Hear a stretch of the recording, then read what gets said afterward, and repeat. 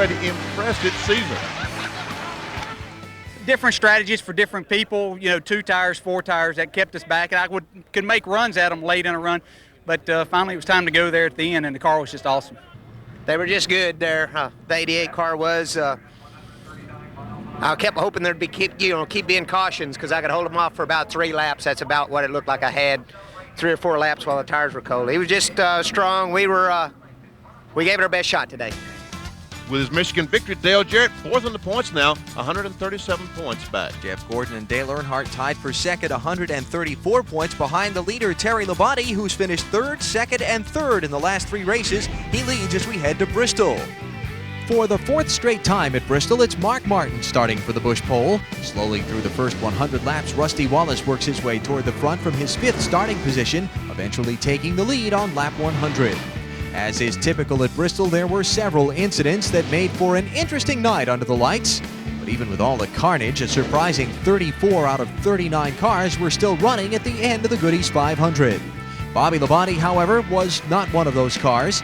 Running fairly well, Labonte gets caught up in an accident at lap 396, and, well, to state the obvious, he was a little upset.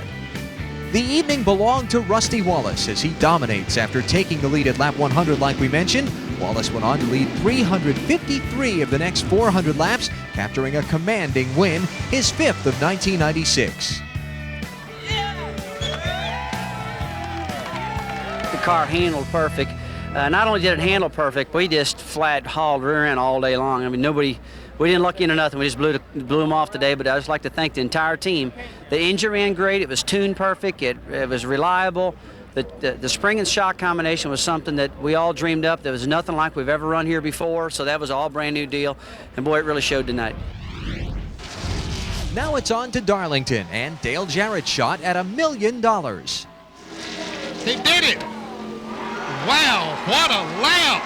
Dale Jarrett, 28.769, folks, 170.934, and the chase for $1 million begins today. Jarrett withstands all the media pressure and shows them all he's ready by winning the pole for the Southern 500. I know that we're well prepared. The only thing that I'd be disappointed in is if we get mixed up in somebody else's problems or something. That would be the disappointing thing, but I feel like we're going to give it a great effort. The guys have worked hard. They've given me a good race car, and that's all that we can do. And, we've got a lot at stake here with the championship on the line. So, we're going to go after this and hopefully make a dream come true. Early on, Jarrett appears to have a dominant car. The $1 million appears to be within reach. The dream appears on its way to becoming true. But then Dale Jarrett's dream becomes a nightmare. Got 1, 2, 3, and 4. I'm in the wall. All right. Jarrett goes into the wall in turn 3 on lap 54 after Ed Ferrier lays down some gear oil. The Yates team then pours over the car in an effort to get him back on the track. After several stops and a slew of repairs, Jarrett loses 2 laps as well as his hopes for $1 million. Doesn't pay to be in the lead. Jimmy Spencer, a great run going, leading on lap 179, spins in turn 2. His shot at a win on this day is gone. Points leader Terry Labonte also finds trouble at the track too tough to tame as a Kellogg's car develops an overheating problem late in the race. Labonte eventually finishes 26, 9 laps down. The dominant car in the late going, Hut Strickland. And folks, I knew Hut Strickland was going to be good because I watched Happy Hour on Saturday afternoon, and he was the fastest car. After starting 10th, Hut would lead 140 laps more than any other driver in the Southern 500. With an overheating engine and on his tail in the waning laps, Jeff Gordon. After working on Hut for several laps, Gordon gets around the Circuit City car with just 15 laps left. Hut gives it a good shot, but loses out to defending NASCAR Winston Cup champion as Jeff Gordon makes it 2 straight Southern 500s and 3 in a row at Darlington. And we didn't have a great car on new tires. Hut Strickland had an awesome car on new tires. But boy, our car just kept on going, and I tried not to abuse it. And I know that, from experience of winning here 2 other times, what it's taken, that's to be smooth and consistent towards the end. And I'm pretty proud of the team and thrilled to have won 3 in a row, and definitely thrilled to have won my second Southern 500. I'm disappointed because the guys worked so hard, and I knew that we had a good car capable of winning the race. But that wasn't the plan today. So they did a great job in salvaging the finish that we got, not losing any more to the leaders than we did, and that's what it's all about. Our car was good. Our car ran good today, and we were okay. I thought we were going to be in position for a good finish, but it wasn't the way it was. So it's not over. Still got a lot of races to go, and like I said before, probably the guy that wins the deal will be the guy that has the least amount of trouble. Today it was our turn to have some trouble. We take a look at the NASCAR Winston Cup Championship standings after Darlington. Terry Labonte had a 134-point lead after Bristol, down to just 24 now. Dale Jarrett in third, 91 back, and Earnhardt slips a little bit farther behind. Benny, let's talk about Jeff Gordon, first of all, at Darlington. 3 straight wins. Can you imagine? Too bad he wasn't going for $1 million because it looks like he can win at that racetrack, proving 3 in a row. Tough break for Terry Labonte. What was his problem?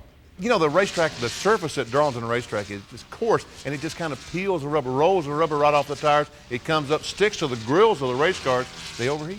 Hut Strickland had a great run, finished second. And the same thing happened to Hut Strickland. The rubber plugged up the radiator, the car overheated. At the end of the race, it was so hot it just simply wouldn't run. The crew told me afterwards the engine was a complete throwaway. It was a meltdown. And what can you say about Dale Jarrett's troubles? That's tough. I mean, going for $1 million, and Alan, he probably did have the best car. Looked like he had the best car there, but you can't do anything about it. A little oil on the racetrack, you go in and the wall is so close, you go in the corner and boom, you're into it. Same thing happened to me in 1987. I go in the corner, turn the wheel, and I'm in the wall. Before you can even think about it, you're in the wall and your day's over. Well, even though he lost out on that $1 million, it's still been a great year to this point for Dale Jarrett, especially considering he's with a first-year team. Not even as big a dreamer as I am could I have imagined that we could have done as much in this short a period of time as we've done. I knew we had good people, good quality people that wanted to work hard and wanted to win races, but talking about winning them and doing that are 2 different things. Jarrett and his young team backed up the talk, however, with several big-time wins. He won the biggest, the longest, and the richest NASCAR Winston Cup races of 1996. Most people in the world don't realize how close all this came to never even happening. Driving for Robert Yates late in the '95 season, Jarrett was more interested in starting his own team than continuing his relationship with Yates. But at the last minute, Yates offered a deal Jarrett couldn't refuse. It's scary for me to think back of how close that was. I mean, I had the contract laying on my desk. All I had to do was sign it, and I had a major sponsor for 3 years, and just had to sell a little bit of associate sponsorship. But God kind of works in mysterious ways, and before I could sign that paper, Robert came to me with this opportunity, and I just thought this was too good to let get by. Jarrett and Yates didn't let the opportunity pass, and with 8 races left in the 1996 season, and trailing by 91 points, Jarrett still feels good about the possibilities of winning his first and Robert Yates' first ever NASCAR Winston Cup title. Yeah, we can. As crazy as it sounds from somebody that's only finished 4th one time and with a first-year team, but we definitely can win the Winston Cup Championship. We're in a prime position right now. Hopefully the chance will come along again, but it may not, and we need to capitalize right now. Right now begins at Richmond, where fellow Ford driver Mark Martin sits on the pole. Martin's lead doesn't last for long. In fact, on lap 2, Jeff Gordon takes the top spot. He goes on to lead 168 laps, more than any other driver all evening. On lap 46, Ernie Irvan has ignition trouble, dropping back through the pack until he pops on the second ignition. The car refires, Ernie's back on his way. Bill Elliott appears on his way to his best finish since his accident at Talladega in May. Running in the top 10, on a routine stop, he fails to get all the lug nuts tightened on his left rear tire. Elliott's forced to make another stop. He eventually finishes 16th. In the late stages of the race, Ward Burton spins and hits hard on the backstretch with 38 laps left, which changes the entire complexion of the race. A race that had been largely long green flag run suddenly turns into a sprint.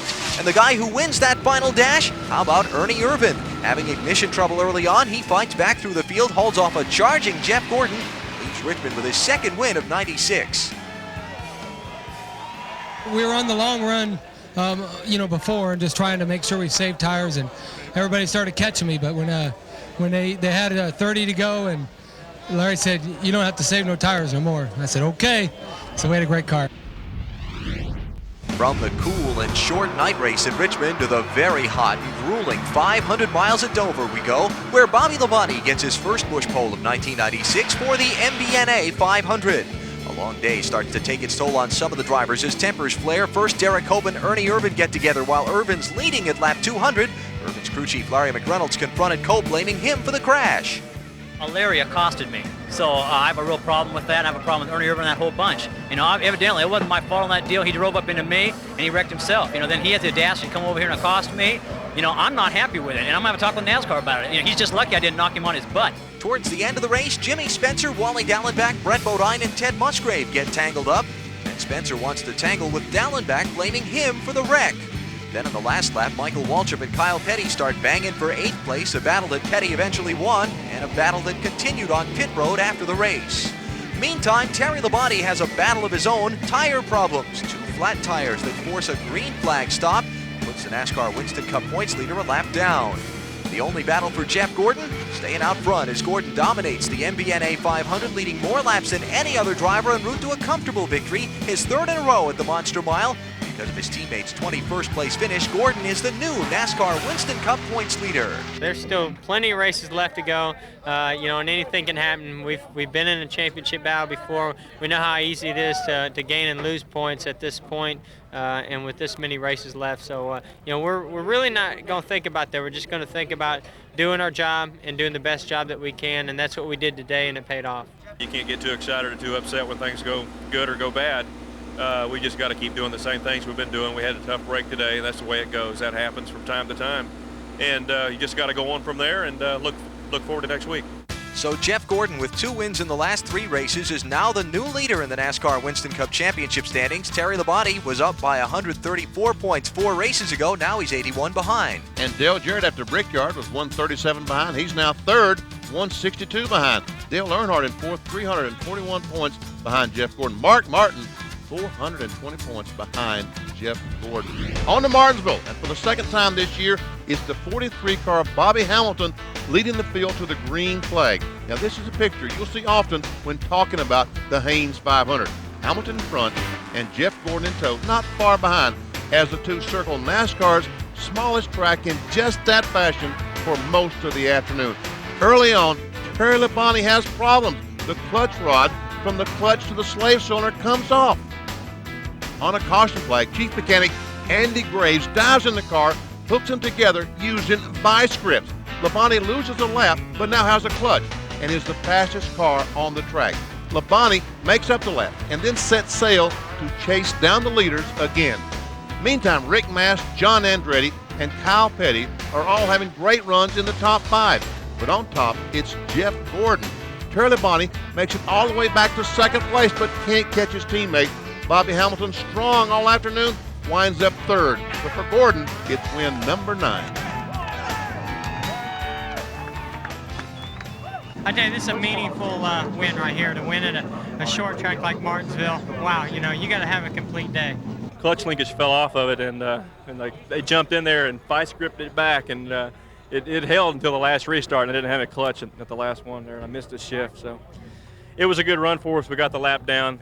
We made it back up. I was really surprised. That's hard to do, and then we led a lap and got the 5 points for that and came up 1 position short, but it was still a good run for us. No question in my mind, performance of the day at Martinsville, Terry Labonte and his pit crew. No, Andy Graves. They stuck him down in their car, and he fixed the clutch, only lost 1 lap, and later on, Labonte would make the lap up, finish 2nd. But he finished 2nd to Jeff Gordon, and that's got to be getting frustrating for him. Yeah, they're running so well, but yet every week it seems like Jeff Gordon finishes right in front of them. And so the lead continues to be nickel and dimed up to the point that it's 81 now between the 2. We come at this point to one of the more mixed emotions weekends of the season, the last race at North Wilkesboro. You know, I think a lot of folks are going to be sad to see the racetrack go away. A lot of teams will be glad to see that racetrack go away. I personally am going to hate to see the racetrack go away. Folks, I grew up in Wilkes County. All my family's there, and they make the greatest barbecue chicken you've ever tasted. It's kind of funny. Memories of a particular area around a racetrack come back to food, because one of my favorite North Wilkesboro things was a little old coffee shop on the side of the highway. Best breakfast on the circuit. Unfortunately, we won't see those people much anymore. We weren't the only ones that had memories going into the North Wilkesboro race. The drivers had some memories they were sharing that weekend, too. Well, I got a lot of good memories, I guess, and bad memories because we run so many races there. But it was unbelievable because I could hear the fans cheering me on when I was qualifying. I mean, the noise and the motor and everything didn't drown the fans out. The two best beat me, though. The last restart, Darrell Waltrip got me and Dale Earnhardt, and it was still an honor to take third. Linda had a new car that day, so we didn't ride out in that. We rode out laying in the floor with the van with a blanket on top of us. The North Wilkesboro Speedway has been a part of NASCAR's foundation and folklore since the late 1940s. Now, instead of highlights, North Wilkesboro will simply fade into Winston Cup history, leaving behind a dusty legacy of legends, leaders, and their love of the sport. In years to come, we may miss those moments at North Wilkesboro, but we'll always have our own special memories. We were running really good, and I ran over something, cut a tire, and coming off of turn 4 and barely hit the wall. And the car came to a stop there, and I got it refired. I didn't go until they threw the flag because I knew that we were going to go a lap down. And so I sat there. I got trying to crank the car, got it cranked, and I sat there for a second. And he had the yellow flag in his hand. He dropped the flag, so I took off. And they didn't like it much, but that's what saved it for us, really. So I caught up on the flat tire, changed tires, we came back and won the race. Just one of those days. After that point, everything went right, and the car ran great for us. I think it was in 1988 or 89. I was leading the race with 1 lap to go. Jeff Bodine was right behind me. I was going into turn 1. He bumped me in the rear end, sent me up the racetrack. He took the lead, and as we come down the back straightaway, I slid right back in behind him, and I bumped him in turn 3, and he shot him up the racetrack. I slid underneath him, won the race, and I looked up in the rearview mirror, and all I saw was people sliding all over the place. And then I come in victory lane, and some of Jeff's crew chief's wives hovered as I was pulling into victory lane, and they took their right hand and popped it through the window net at me. They were mad as a hornet. So there's been some real wild stuff happening in North Wilkesboro. I've won a lot of races there, and it's been a good track. Earnhardt and I were racing, been battling pretty much most of the day, I think. Or I think Dale had a dominant car that day, then he faded at the end, and I came on pretty strong at the end. And as soon as I caught Dale, there was about 10 laps to go, and I kind of gave him a little nudge, let him know I was back there. And caution came out right after that, so it was a 10-lap shootout to the end. And I remember Dale didn't heat his tires up, didn't warm his tires up very good, so I was able to beat him on the restart a little bit. And drove off into turn 1, I got underneath of him. I was completely square with him going into turn 1. And his version, he's going to say that I went up on him, and my version is he came down on me. But make a long story short, we got together and spun going into turn 1. Neither one of us backed it in the fence. We just kind of went down in the corner, did 180, and slid up out of the groove. And about, seemed like a few minutes later, Jeff Bodine came by and won the race. A lot of people were speculating that I wouldn't be able to run the whole race and that sort of stuff. We didn't know. It was a deal that we were just going to go in there and do the best job we could. And we had a car that would really run good on real long runs. And the car wasn't very good on the short run. So then the guys started short stopping the pit stops, and that put us out of sequence because our car was good for long 60, 70, 80 lap runs, and everybody started short stopping them. So, but we had a good day. It was an exciting day, and just a day that we'll remember. All of our race team will remember for a long time. And it's a shame, but the racetrack kind of goes away. But we're gonna have a lot of memories. Sure did have a lot of memories at North Wilkesboro. But I'm sure that these racetracks that we're moving on to will produce a lot of memories as well. The April date will go to the Texas International Raceway, and September to Loudon, New Hampshire. But before we close the book on North Wilkesboro, got one more chapter to write. Ted Musgrave put the first line in that. He won the pole in qualifying Friday afternoon. The shine on Ted Musgrave's nugget of history goes away quickly, as does his car's handling. Musgrave starts on the pole, but struggles all afternoon, eventually finishing 19th. Bobby Hamilton's having another great outing, running second behind Ernie Irvan. Those two get tangled up in a Kyle Petty spin at lap 71. Hamilton's damage is much less serious than Irvan's. Hamilton manages to finish 8th, while Irvan limps home to a 36th place run. Dale Earnhardt finally breaks through with a great outing. The Intimidator's strong all afternoon. He leads for a good bit in the mid to late stages of the race. It wasn't long before the inevitable happened. Jeff Gordon takes the lead, and yes, the win, his third in a row, 10th on the season. More importantly, the very last NASCAR Winston Cup win at North Wilkesboro. That's why I'm so excited, because I mean, this is North Wilkesboro. I'm not supposed to win at North Wilkesboro and Martinsville. I don't know what's going on. It's been crazy this year.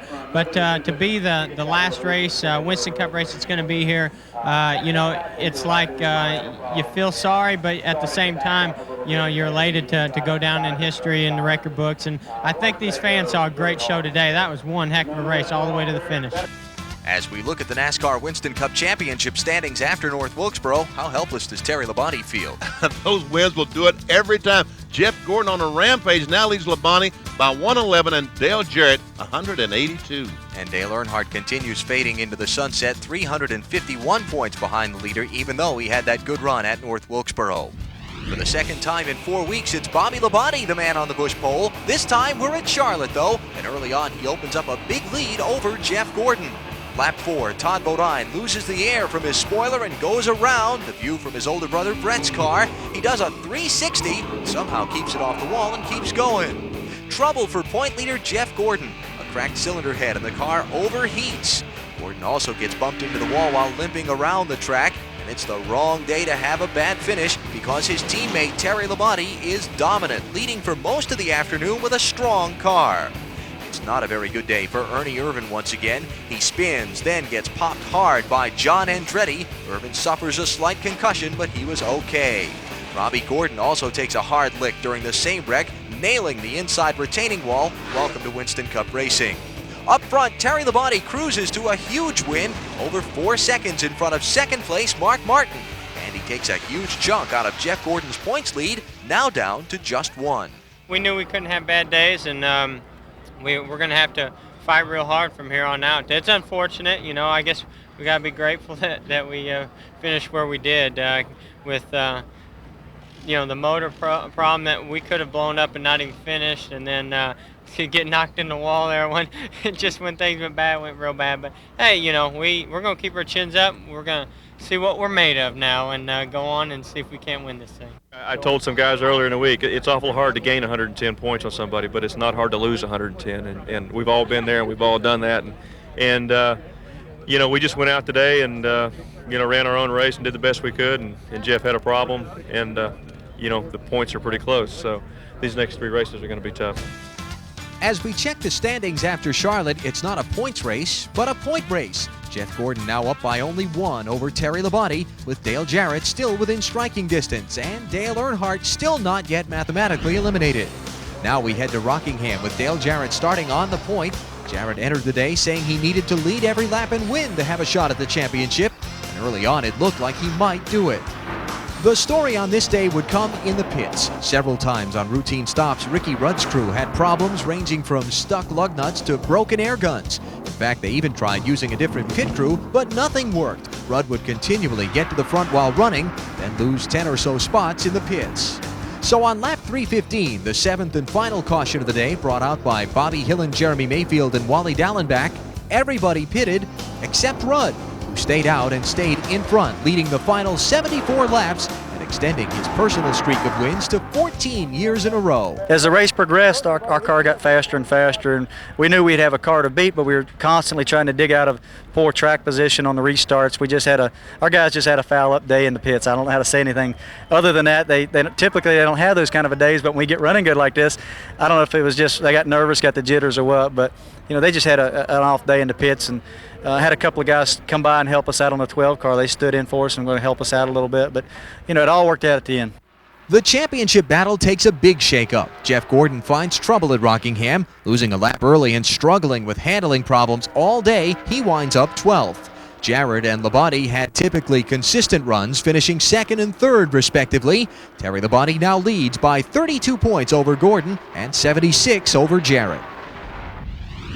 At Phoenix, things seemingly take a turn for the worse for Terry Labonte. In practice on Friday, Labonte hits the turn 3 wall hard after the throttle sticks on his Kellogg Chevy. The end result, a broken bone in his left hand. In pain, Labonte qualifies 30th, but with a fast car, he starts charging to the front early in the Duraloop 500. Mark Martin once again appears to have the car to beat, but he and Derek Cope make contact. Cope, trying to avoid going a lap down, instead goes into the wall, and his day is over early. Again, this one is decided in the pits. With Martin fading late in the going, Bobby Hamilton makes a 2-tire stop, Jeff Bodine doesn't make a stop at all, and Hamilton, with fresher tires, scoots past Bodine, takes the lead. Yes, Richard Petty, you can look, the win, his first ever.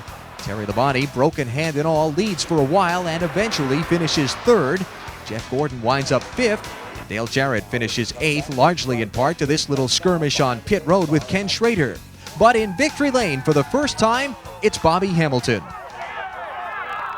Well, there's a lot of Dale Earnhardt fans, Jeff Gordon fans, Terry Labonte fans, but every one of them are Richard Petty fans. I can't think of one person I've ever met that didn't like Richard Petty. And that goes a long way with me driving the race car. So